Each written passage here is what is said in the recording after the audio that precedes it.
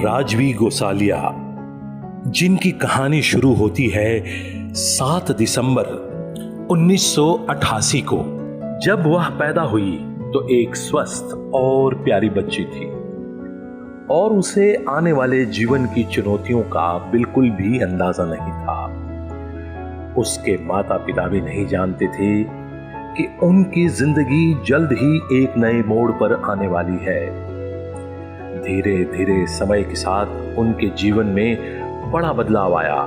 राजवी को cerebral palsy नाम की कंडीशन डायग्नोस हुई, जो पूरी जिंदगी उनके साथ रहने वाली थी। यह एक ऐसी कंडीशन थी जिसे ठीक नहीं किया जा सकता था।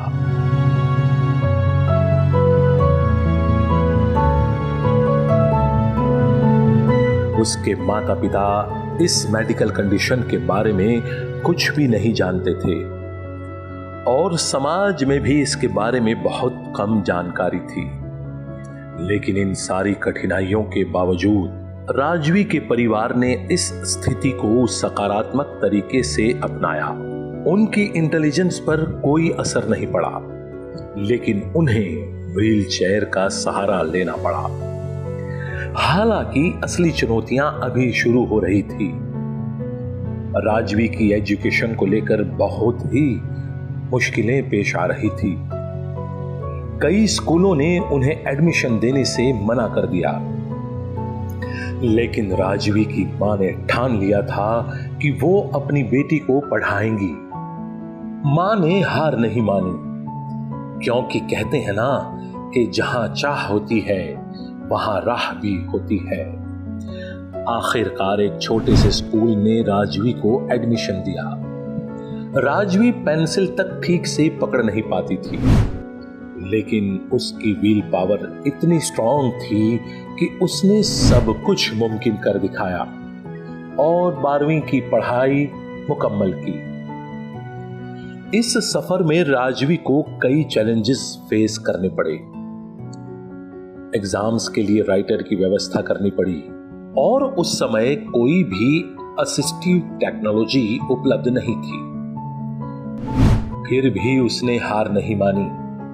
लेकिन स्कूल के बाद जब कॉलेज की बारी आई तो कोई कॉलेज उन्हें एडमिशन देने के लिए तैयार नहीं था। फिर भी राजवी ने अपना ग्रेजुएशन एक्सटर्नली पूरा किया और इकोनॉमिक्स में डिग्री हासिल की।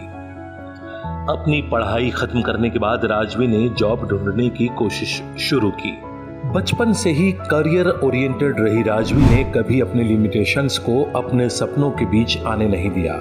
हालांकि एक व्हील चेयर यूजर के लिए जॉब ढूंढना आसान नहीं था, लेकिन उन्होंने कभी हार नहीं मानी और फोकस्ड रही।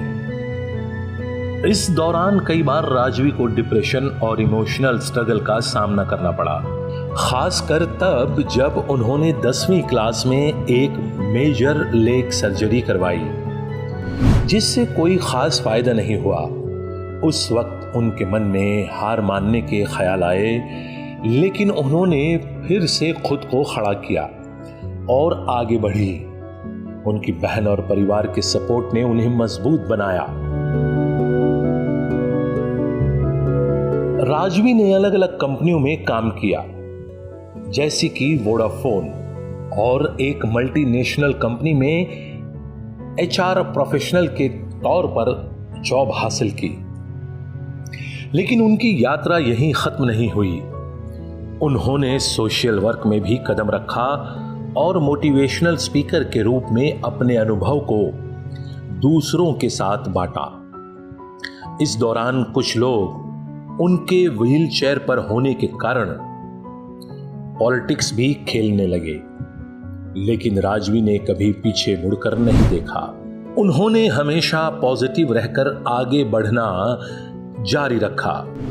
अलग अलग कंपनियों में काम करते हुए नए नए अवसर तलाशे। इस दौरान राजवी की मुलाकात नीरव शाह से हुई। यह मुलाकात गरबा फंक्शन में हुई और नीरव उनकी कहानी से बहुत प्रभावित हुए। राजवी ने उन्हें अपने मोटिवेशनल स्पीकर और लाइफ कोच बनने के सपने के बारे में बताया और नीरव ने उनकी पोटेंशियल को पहचानते हुए उन्हें गाइड किया। नीरव ने उनके सफर में उन्हें हर मौके पर सही सलाह दी और उन्हें आगे बढ़ने में मदद की। कोविड-19 महामारी के दौरान राजवी ने अपने एंटरप्रेन्योरियल स्किल्स का इस्तेमाल करते हुए मास्क बनाना शुरू किया और इन्हें बेचकर CSR एक्टिविटीज में डोनेट किया। उनके प्रयासों को लोगों ने सराहा और अलग अलग एग्जीबिशन में उन्हें अच्छा रिस्पांस मिला। इससे राजवी और उनके माता पिता को और प्रोत्साहन मिला।